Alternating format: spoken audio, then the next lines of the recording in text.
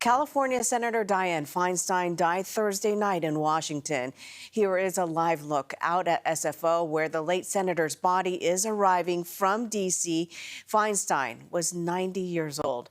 She had represented California in Washington for more than 30 years, and before that, she served on the San Francisco Board of Supervisors and as the city's first female mayor. She had represented California in Washington for more than 30 years, and now it's up to Governor Newsom to name an interim replacement, but Newsom is already being held accountable for two conflicting statements about that big decision.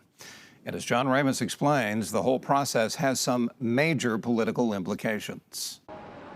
If there's one thing that energizes Washington politics, it's a political vacuum. And the passing of Senator Dianne Feinstein is putting Governor Newsom in a difficult spot. When Kamala Harris became vice president, Governor Newsom gave her Senate seat to Alex Padilla, but he promised that any subsequent appointment would be for a black woman. Now, supporters of Senate candidate Representative Barbara Lee say it's time to honor that promise. We are supportive of Barbara because it's not only is she qualified, she's capable, she has served, she's proven herself, and at the same time, it is past time that we are represented in the United States Senate. But that puts Newsom in a tough spot because Lee is currently trailing two other Democrats, Adam Schiff and Katie Porter, in the primary race. So he sparked outrage among Lee supporters with comments on Meet the Press that indicated he would not appoint someone who is already running. It's my job, it's my responsibility. If we have to do it, we'll do it. You're going to abide by your pledge? Yeah, interim appointment. I don't want to get involved in the primary. So no, you would not appoint anybody that is filed for this race? It would be completely unfair to the Democrats that have worked their tail off. That primary is just a matter of months away. I don't want to tip the balance of that.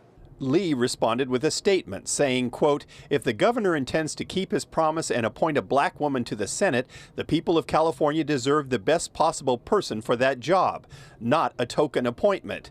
Black women deserve more than a participation trophy. We need a seat at the table," end quote. Kelly Todd Griffin is president of the California Black Women's Collective. The law says you must make an appointment. It does not say a caretaker. It says make an appointment. And there's no reason to believe that that person should not be able to run or is not running today. Dianne Feinstein is credited with saving San Francisco's cable cars, and at the Powell Street turnaround, people mused about the dilemma of finding her replacement. Interesting dynamic for the governor. I think it puts him in a very difficult spot when you have other candidates that are leading in the polls. It does give a little bit of unfair advantage at the election time. We're so close to the election. So, yeah, he has a tough decision to make. People have earned that spot, like her. I think if he appoints her, she's earned the spot. It's not smooth, it's not clean, because I don't know who you would put in there as an incumbent. I mean, as a temporary caretaker.